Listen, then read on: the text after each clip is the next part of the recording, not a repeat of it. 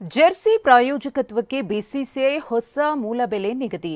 Asia cup ಕದನ ಅಭ್ಯಾಸ ಆರಂಭಿಸಿದ ಟೀಂ ಇಂಡಿಯಾ 27 ವರ್ಷಗಳ ಬಳಿಕ ಇಂಗ್ಲೆಂಡ್ನಲ್ಲಿ ಸರಣಿ ಗೆದ್ದ ದಕ್ಷಿಣ ಆಫ್ರಿಕಾ. ಈ ಎಲ್ಲಾ ಸುದ್ದಿಗಳನ್ನು ನೋಡೋಣ ಎಂಟರ್ಟೈನ್ಮೆಂಟ್ ನ್ಯೂಸ್ ಟಾಪ್ 9ನಲ್ಲಿ. ಭಾರತ ತಂಡದ ಜೆರ್ಸಿ ಪ್ರಾಯೋಜಕತ್ವ ಮಾಡಲು ಮುಂದಾದ ಬ್ರ್ಯಾಂಡ್ಗಳಿಗೆ ಬಿಸಿಸಿಐ ಹೊಸ ಮೂಲ ಬೆಲೆ ನಿಗದಿಪಡಿಸಿದೆ. ಏಕಮಾದರಿಯ ಪಂದ್ಯಗಳಲ್ಲಿ ಜೆರ್ಸಿ ಪ್ರಾಯೋಜಕತ್ವ ಪಡೆಯಲು 3.50 ಕೋಟಿ ರೂಪಾಯಿ, ಐಸಿಸಿ ಮತ್ತು ಎಸಿಸಿ ಟೂರ್ನಿಗಳಲ್ಲಿ ಜೆರ್ಸಿ ಪ್ರಾಯೋಜಕತ್ವ ಪಡೆಯಲು 1.5 ಕೋಟಿ ರೂಪಾಯಿ ನಿಗದಿಪಡಿಸಿದೆ. ಇದೇ ಸೆಪ್ಟೆಂಬರ್ 9ರಿಂದ ದುಬೈನಲ್ಲಿ ಏಷ್ಯಾ ಕಪ್ ಟೂರ್ನಿ ಆರಂಭವಾಗಲಿದೆ.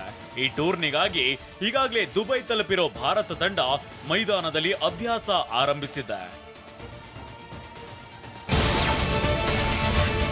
ಹಾರ್ದಿಕ್ ಪಾಂಡ್ಯ ಮತ್ತು ಕೃನಾಲ್ ಪಾಂಡ್ಯ ಬ್ರದರ್ಸ್ ತಮ್ಮ ಬಾಲ್ಯದ ಕೋಚ್ ಜಿತೇಂದ್ರ ಸಿಂಗ್ ಅವರಿಗೆ ಕಷ್ಟದಲ್ಲಿ ಕೈ ಹಿಡಿದಿದ್ದಾರೆ. ಬಾಲ್ಯದ ಕೋಚ್ಗೆ ಬರೋಬ್ಬರಿ 80 ಲಕ್ಷ ರೂಪಾಯಿ ಆರ್ಥಿಕ ನೆರವು ನೀಡಿ ಗುರುನಿಷ್ಠೆ ಪ್ರದರ್ಶಿಸಿದ್ದಾರೆ. ಟೀಂ ಇಂಡಿಯಾದ ಓಡಿಐ ಕ್ಯಾಪ್ಟನ್ ರೋಹಿತ್ ಶರ್ಮಾ ಗಣಪತಿ ಬಪ್ಪ ಮೋರಯ್ಯ ಎಂದಿದ್ದಾರೆ. ಮುಂಬೈನಲ್ಲಿ ಗಣೇಶನ ದರ್ಶನ ಪಡೆದು ಆಶೀರ್ವಾದ ಗಳಿಸಿದ್ದಾರೆ. ಆಪ್ತರು ಆಯೋಜಕರೊಂದಿಗೆ ಫೋಟೋಗೆ ಪೋಸ್ ಕೊಟ್ಟಿದ್ದಾರೆ. ದಕ್ಷಿಣ ಆಫ್ರಿಕಾ ತಂಡ ಬರೋಬ್ಬರಿ 27 ವರ್ಷಗಳ ನಂತರ ಇಂಗ್ಲೆಂಡ್ನಲ್ಲಿ ಏಕದಿನ ಸರಣಿಯನ್ನ ಗೆದ್ದಿದೆ.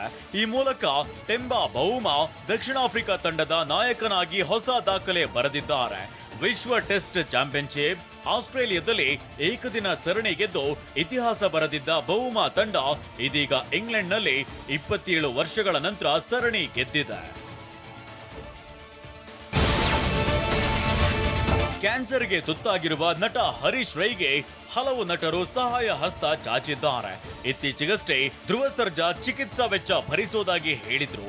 ಇದೀಗ ಹ್ಯಾಟ್ರಿಕ್ ಹೀರೋ ಶಿವರಾಜ್ ಕುಮಾರ್ ಹರೀಶ್ ರೈ ಚಿಕಿತ್ಸೆಗೆ ಧನ ಸಹಾಯ ಮಾಡಿದ್ದಾರೆ.